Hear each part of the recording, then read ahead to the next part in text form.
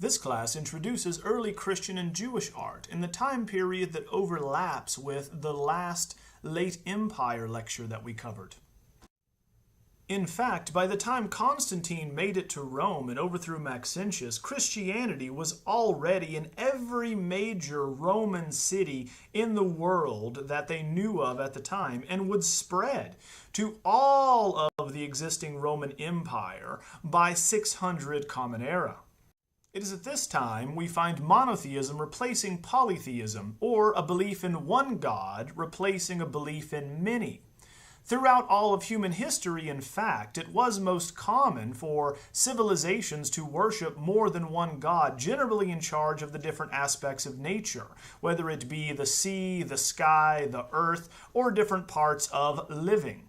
Now, monotheism is going to come from Zoroastrianism and spread through the Jewish tradition, and in turn influenced Akhenaten for his monotheistic religion in Egypt. In turn, early Jewish traditions are going to pass it on to Christianity. Hence, early Christian and Jewish art is going to be Roman in style, but very different in subject and function.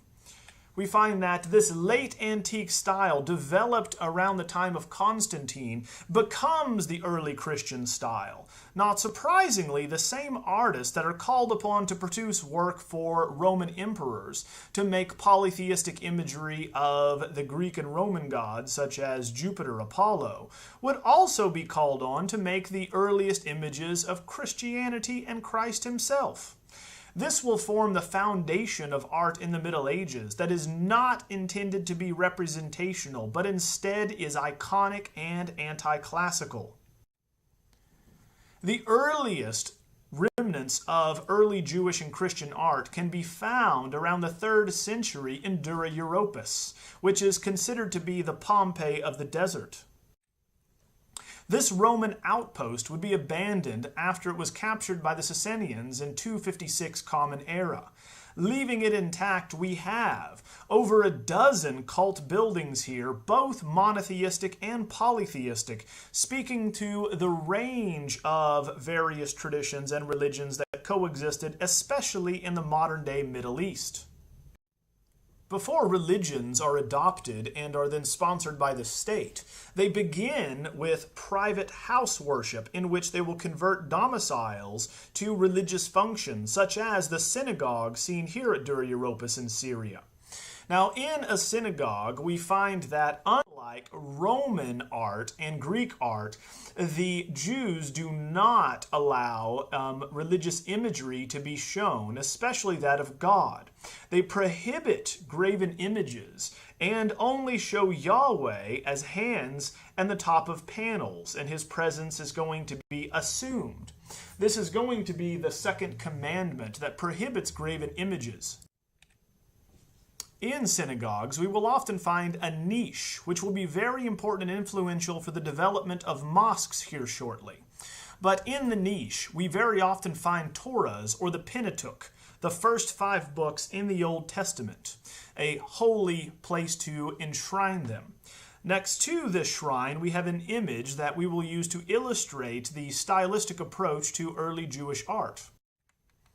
Here in Samuel Anoints David, we have an image that is considered late antique and/or anti-classical.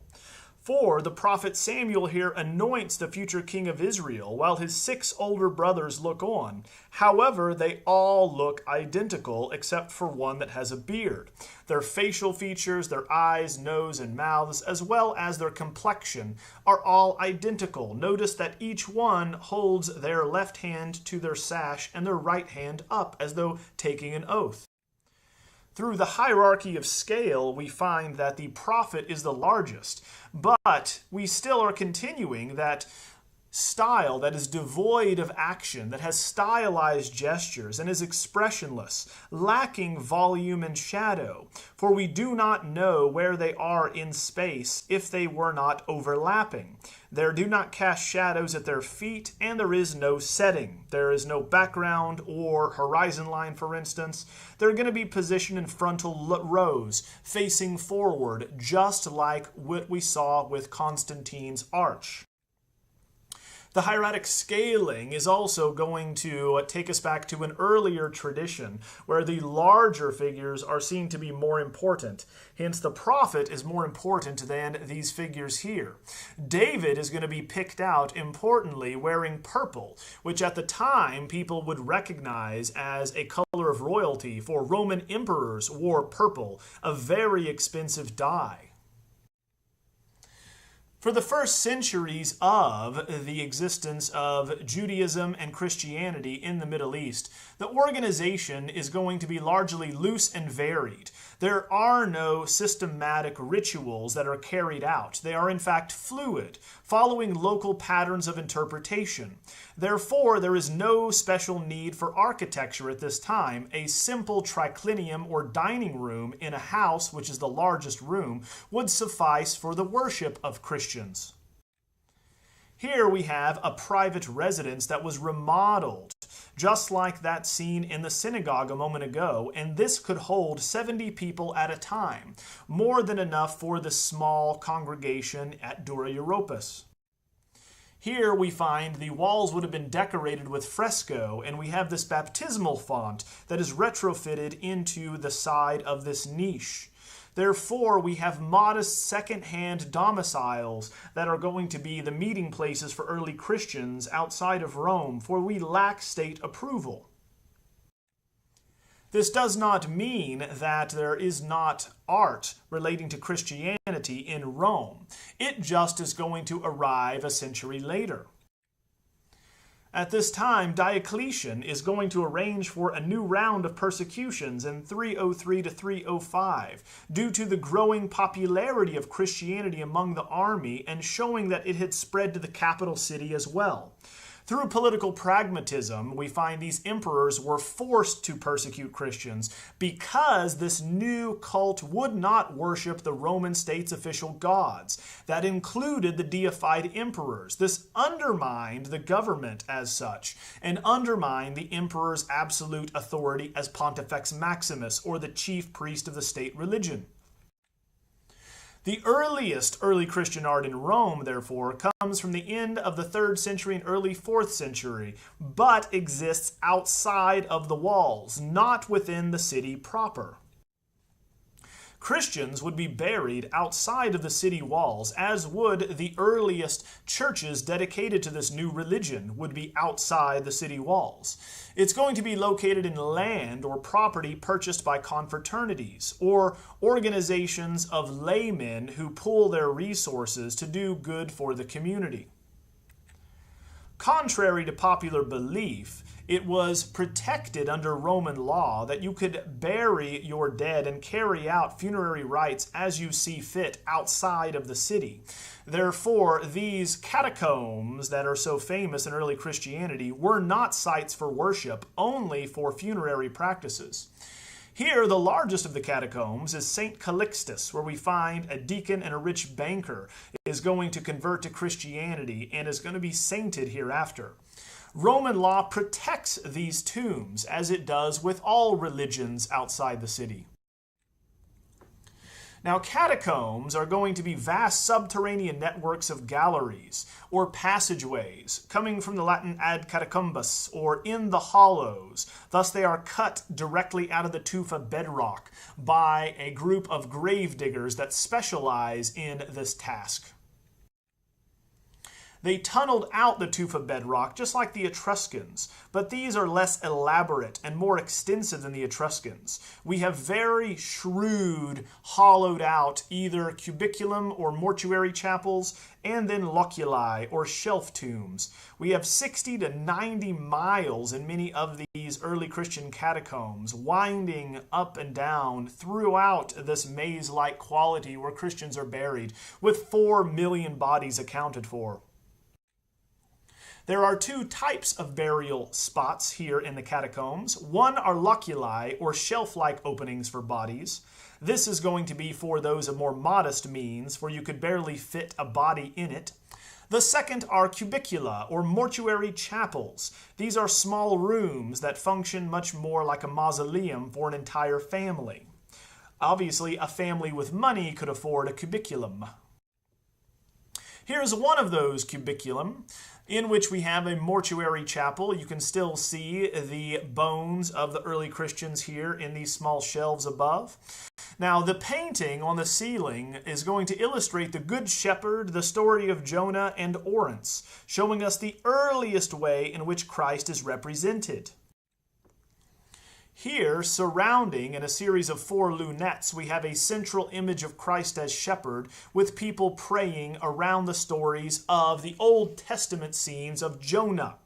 So here we're going to find that people praying are going to lift their hands up. So here we have early Christians praying around Jonah, which is seen to be a prefiguration of Christ.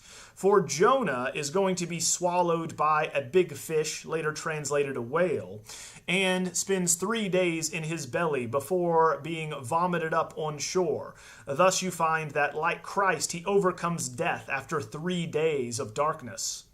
In the lunettes, we have this Old Testament story where he is thrown from a ship, where he emerges from the whale, or this ketos. He's going to be vomited up here.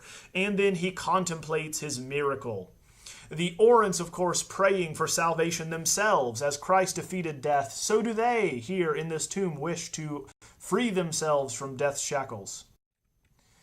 The ketos, importantly, is going to carry on that tradition that Romans would be familiar with. Going back to the Areopagus Augusti, these sea creatures are going to be common in Greek and Roman painting and sculpture, for this is what they thought sea monsters looked like. So we're going to be communicating using a language, a visual language that people would be familiar with. We do not come up with new imagery for this new religion. You need to use what already exists to communicate who Christ is, what this new religion is about. And here, with the first way in which Christ is shown as Good Shepherd or teacher, coming from John 10:11, I am the Good Shepherd. The Good Shepherd gives his life for his sheep. Here we find an image that people would be familiar with. For we're merely adopting the classical motif of a shepherd who is going to be found in Elysium, and or the word for paradise for the Greco-Roman polytheistic religion. Now we are merely going to be introducing this shepherd into a new context where he retrieves lost sheep or sinners, saving us instead of merely being a passive participant in paradise. Once this religion is approved by the state and is state-sponsored, churches would be built over the catacombs, and they become places of worship. Often the bodies of these early Christians would be moved up to burial chambers and or chapels in churches proper. The wealthy after this time could actually afford stone or lead sarcophagi because, unlike their Roman counterparts, Christians need to be buried whole for their bodies to be resurrected on Judgment Day. Turning to the earliest images of Christ in sculpture, we should note that, for Christianity, monumental sculpture would be rare from the 300s onward. We might ask why, and the answer is quite simple. It would be Justinian Martyr who wrote in his Apologia of the 2nd century that the second commandment forbids graven images. Therefore, pagans, as they saw it, the Romans around them, worship statues of their gods. Therefore, Christians will avoid freestanding, large-scale statuary that looked like these cult statues. However, the converts that were once pagan still needed these statues and were familiar with them and comfortable with them, so they would retain these classical values in rare examples, though only commission statuettes, small statues that could not be mistaken for an actual person. These, of course, are also not painted as naturalistically, but carry on that classical conception of a shepherd who carries his flock, who protects us. And this is the earliest way in which Christianity appeals to the masses. That being, this is a Christ for the people, not for the elite yet. They convert most of those individuals from the lower class and working mercantile class before Christianity will infiltrate and take over the upper class. Here in Christ seated from Civita Latina, we have another small 2-foot high statue that shows the second way in which Christ will be known. And this is when we begin converting the aristocrats or patricians. For you do not relate Christ as a low-class shepherd. You want to show how he is like you. And so we now are going to have a Roman philosopher type replacing the shepherd, who is very educated, who has long hair like a philosopher, a thinker, who holds a scroll generally in his left hand and talks to you with a blessing of benediction or oratorial pose with his right. He's wearing a tunic and sandals just like a Roman philosopher. And so we can easily, as the upper class now, identify with this version of Christ. He is like us. Now we can see the transition and appeal from the masses to the elite in Rome. And of course, you need to convert the elite for a religion to get state sponsorship and be accepted among the upper class. Now, among these upperclassmen who are converted, we have Unius Bassus, who also would relate to Christ as philosopher and show him as such on his sarcophagi. Now here we have the same subjects that often are going to come up in sculpture, painting, and on sarcophagi. Remember that Christians need to be buried and their bodies remain whole in order to be resurrected on Judgment Day. So here, the Christian convert and prefect of Rome is going to state that there is an inscription, right, and he is baptized just before his death, exactly like Constantine would have been a few decades earlier. Now, through typology, or paralleling the Old and New Testament, we alternate between scenes from the Old Testament and the New. Centered in the middle, we have Christ enthroned between Saints Peter and Paul, the princes of the apostles and patron saints of Rome. And around them, we have various episodes from the Old Testament and from the Passion of Christ. In the center, we can easily see how Romans would associate themselves with this second version of Christ, in which he is seated in the center as a teacher, talking to Peter and Paul. In heavenly triumph over the earth, he steps on a sky god here, who is at his feet. Therefore, Christ is the ruler of the universe.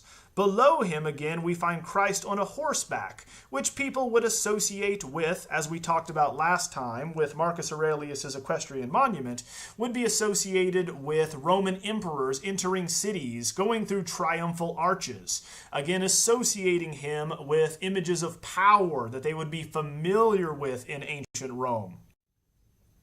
The Roman philosopher type is seen here again, wearing a tunic, a toga, and sandals, holding a scroll in his left hand, teaching or talking to us with his right. This becoming the most common way in which Christ will be shown throughout the Middle Ages. Even if we look at the cuirass and the imagery, we can see how we are continuing that iconography from the Roman tradition, whereby a educated philosopher would be shown with longer curly hair.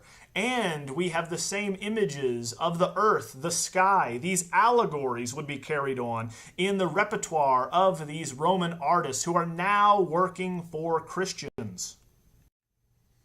In the sacrifice of Isaac, we get a good example of what prefiguration or typology will dominate the iconography of Christianity early on.